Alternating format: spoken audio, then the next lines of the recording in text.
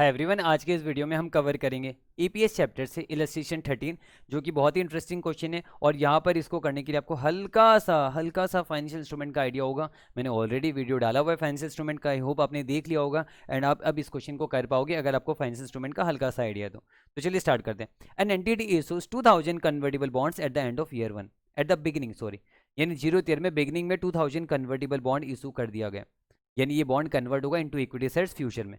The bonds have a 3-year term and are issued at par with a face value of ₹1000 per bond, यानी एक का face value कितना 1000 है, 2000 bond है, एक का फेस वैल्यू 1000 है, तो कितना होगा 20 लाख हो जाएगा ना टोटल। यहाँ पर आप देख सकते हो giving total proceeds of ₹20 lakh जो हमने निकाला। Interest is payable annually in arrear at a nominal annual interest rate of 6%। 6% इस पे इंटरेस्ट दिया जाएगा, यानी हमने तो इशू किया ना, 20 लाख रुपीस हमें मिला है बॉन्ड इशू करने पर, अब हम इस पे 6% का इंटरेस्ट देंगे, यानी कितना देंगे 2 लाख, यानी 1,20,000 का इंटरेस्ट आपका जाएगा। 1,20,000 एवरी ईयर आपका इंटरेस्ट जाने वाला है ना। कितने साल तक जाएगा, यहाँ पर टोटल 3 साल था ना, 3 ईयर्स तक जाएगा और 3 साल के बाद पेमेंट हो जाएगा आपका, मतलब पेमेंट कर दोगे पूरा principal amount. Each bond is convertible at any time up to maturity into 50 ordinary shares.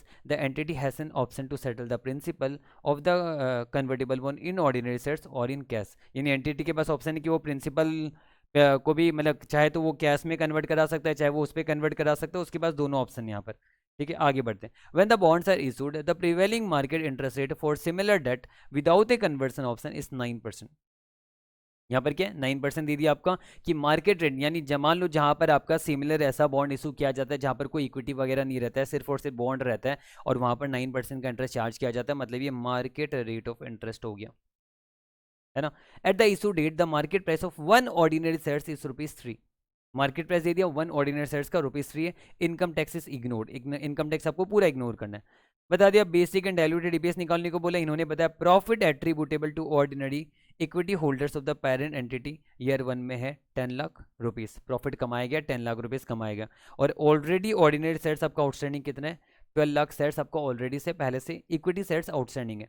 Convertible bonds outstanding तो हमें पता ही 2000 है। तो यहाँ पर आप देखो हमने फाइनेंशियल इंस्ट्रूमेंट में क्या पढ़ा था, हमने फाइनेंशियल इंस्ट्रूमेंट्स में ये पढ़ा था कि अगर हम बॉन्ड इशू करके फंड्स रेज करते हैं और जो मार्केट का रेट ऑफ इंटरेस्ट है, मार्केट का रेट ऑफ इंटरेस्ट है, आप कम इंटरेस्ट पे अगर आप इशू करते हो तो वहाँ पर हमारा लाइबिलिटी का हमें फेयर वैल्यू में मेजर करते हैं। हम इनिशियली लाइबिलिटी को फेयर वैल्यू में मेजर करते हैं ना, और वो कैसे करते हैं, फ्यूचर कैश फ्लोस को पुल करते हैं मार्केट रेट ऑफ इंटरेस्ट से, तो उससे आपका क्या था, फेयर वैल्यू ऑफ लाइबिलिटी आ जाता है। और अगर उससे ज़्यादा प्रोसीड्स आपको मिला है, मतलब वो तो आपको चुकाने की जिम्मेदारी है नहीं, तो उसे हम क्या मानते हैं, इक्विटी मानते हैं। तो वैसे यहाँ पर हमें, जबकि यहाँ पर देखो हम 6% इंटरेस्ट ले रहे हैं, दे रहे हैं, और जबकि मार्केट का रेट ऑफ इंटरेस्ट 9% है, तो इससे हमें पता चल रहा है कि आपको फेयर वैल्यू निकालने का जरूरत पड़ रहा है। तो यहाँ पर हम इलस्ट्रेशन 13 करेंगे।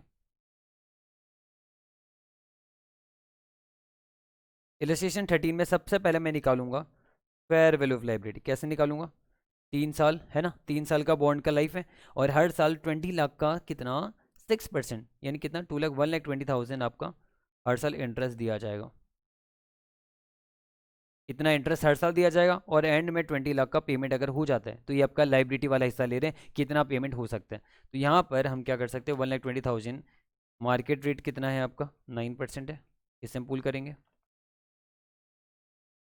Divided 1.09 equal M plus equal M plus equal M plus, मैं एक साथ कर दे रहा हूँ, मैं उम्मीद कर रहा हूँ आपको आता ही है।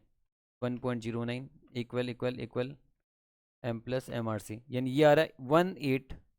देखो फेयर वैल्यू ऑफ लाइबिलिटी कितना आ रहा है 1,84,8122, ये आ रहा है आपका। तो बाकी का बचा क्या हो गया, इक्विटी हो गया। तो हम इसका इनिशियल एंट्री कैसे मारते हैं, बैंक अकाउंट डेबिट 20 लाख आपके पास पैसा आया इनिशियली, टू लाइबिलिटी कंपोनेंट हम दिखा देंगे कितना 1,84,8122, ये हमने दिखा दिया, और टू इक्विटी हो जाएगा बाकी का रिमेनिंग माइनस 20 लाख, ये आ रहा 151877,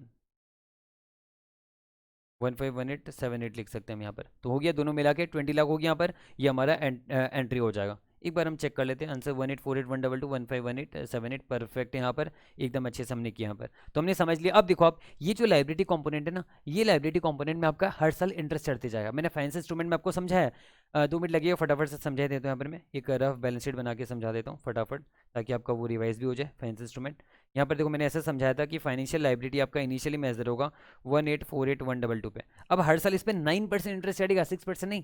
तो इस पे 1848122 में 9% का इंटरेस्ट चढ़ेगा, यानी पहले साल इंटरेस्ट चढ़ेगा 166330। ये आपका इंटरेस्ट चढ़ेगा फर्स्ट ईयर का, है ना। और प्लस इक्वल ये हो जाएगा कितना, 2014452। ये हो गया। अब माइनस पहले साल पेमेंट हो जाएगा ना 1,20,000 का। देखो 1,20,000 का पेमेंट हो जाएगा फर्स्ट ईयर, माइनस 1,20,000। अब बचा हुआ जो फिगर है 1894452.9 जो है ना, अब इस पे क्या होगा, फिर से इंटरेस्ट चढ़ेगा इंटू 9%, 170,500 चढ़ जाएगा आपका, प्लस इक्वल कितना हो जाएगा 2064953.7। अब इसमें माइनस 1,20,000 हम पेमेंट कर देंगे, पहला दूसरा इंस्टॉलमेंट है ना। तो आपका कितना आ जाएगा, 1944953 आ गया। अब इस पर फिर से 9% का इंटरेस्ट चढ़ा देंगे, 175,045 और प्लस इक्वल कर देंगे यार आपका कितना आ रहा है, 21,19,000 नहीं, यानी 21,19,000 है तो 21,20,000 कर सकते हैं हम। 21,20,000 हो गया आपका। और अब देखो थर्ड ईयर में पेमेंट होगा 1,20,000 और 20, यानी 21,20,000 ही हो रहा है आपका पेमेंट। ये आपका पेमेंट हो जाएगा थर्ड ईयर में, यानी अल्टीमेटली जीरो हो गया। मतलब आप देखो ये हमारा, मैंने आपको समझाया था कि इस तरीके से आपका क्या होगा, हर साल इंटरेस्ट चढ़ेगा। तो पहले साल आपका इंटरेस्ट कितना चढ़ेगा, 166,330 आपका इंटरेस्ट चढ़ेगा। और दूसरे साल आपका इंटरेस्ट चढ़ेगा 170,500। तीसरे साल आपका इंटरेस्ट चढ़ेगा 175,045। ये मैंने क्यों करा है, क्योंकि आगे भी एक जगह पे जरूरत पड़ सकता है इसका। तो यहाँ पर मैंने करा दिया आपको ये चीज़ कि कैसे होगा यहाँ पर। अब आगे आप देखो क्या करोगे। आगे हमें क्या पूछा गया है, हमें इन्होंने पूछा कि आप बताओ हमें बेसिक ईपीएस बताओ और डाइल्यूटेड ईपीएस बताओ।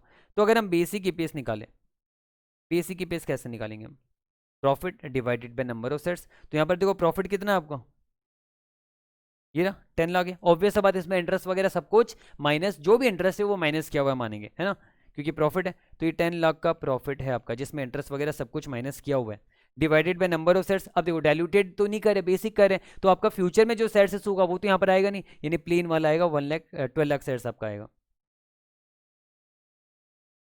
इसे हम प्लेन निकालेंगे यहाँ पर, यानी 10 लाख 10,10,00,00,00,00,00, ठीक है, 3636, ठीक है। 10 लाख डिवाइडेड 12 लाख, ये आ रहा 0.833। ये बेसिक आ गया आपका। अब अगर हम डाइल्यूटेड का बात करें तो डाइल्यूटेड में क्या होगा, डाइल्यूटेड में देखो क्या होगा, 10 लाख का तो प्रॉफिट आएगा ही, लेकिन डाइल्यूटेड का मतलब क्या, फ्यूचर में शेयर्स इशू हो जाएगा तो फ्यूचर में आपको इंटरेस्ट देने का जरूरत नहीं पड़ेगा। पर वो इंटरेस्ट हम क्या लेते हैं, नेट ऑफ टैक्स लेते हैं ना हम इंटरेस्ट, पर यहाँ पर टैक्स का रेट ही नहीं दिया हुआ है, तो हमें टैक्स को क्या करना है, इग्नोर करना है यहाँ पर। तो आप देखो फ्यूचर में इंटरेस्ट आपका जो कितना सेविंग होगा, जो आप इस बार आपका इंटरेस्ट लगा है, फ्यूचर में तो इंटरेस्ट लगेगा नहीं, तो वो सेविंग होगा कितना होगा, ये वाला जो फर्स्ट ईयर का किससे निकाला हमने, ये जो इसका है ना, इसका 9% आपका ये आएगा जो हमने लिया 166,330। फर्स्ट ईयर का इंटरेस्ट जो है ये ऑलरेडी हमारा प्रॉफिट में माइनस हुआ हुआ है। अब हम डाइल्यूटेड के लिए इसको ऐड बैक करेंगे, क्योंकि फ्यूचर में तो इंटरेस्ट का खर्चा आपका नहीं होगा ना 166,330, क्योंकि फ्यूचर में शेयर्स इशू हो जाएगा। तो फ्यूचर में शेयर्स अगर इशू हो जाएगा तो फ्यूचर में शेयर्स बढ़ जाएगा, कितना शेयर्स बढ़ जाएगा ये हमें देखना है।